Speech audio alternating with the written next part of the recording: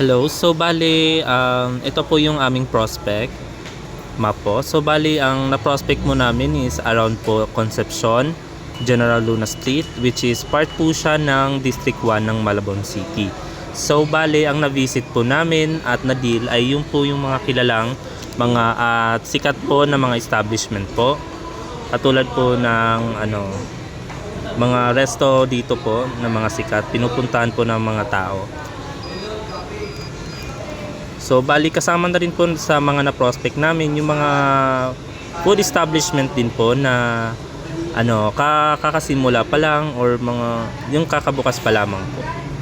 So bali, ang ginawa po namin dito is inuna po namin yung mga District 1 para po mas maset namin at mag-guide po namin yung kung ano po yung aming unahing i-prospect po. Para din po arrange at hindi magulo po. At para din po hindi na kami malito kung ano po yung aming pupuntahan, kung saan. So bali, makikita naman po yung mga kaliwat kanang mga establishment po. Yan po. Mostly po dito is mga food establishment. So katulad na lamang po ng mga napuntahan namin at na-deal po, which is yung sa Chillax, sa Dolores Kakanin, sa T-Pop, Hideout po, with sa Mary J Restaurant at yung sa Master Garden.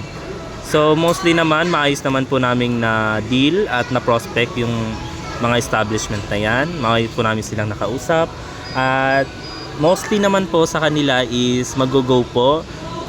Bali, especially po pag resto, so kailangan po nila ng uniform, which is good thing po, meron tayo nun. At pupunta na lang daw po sila mismo sa store or tatawag na lang po, which is nandun naman po kasama sa prospect yung binigay natin na papel po, which is kasama din doon yung calling card natin, kasama din yung contact number. Doon na lang po sila magko-contact po sa atin para magpagawa. So ayan po. So bali, yun lamang po. Thank you.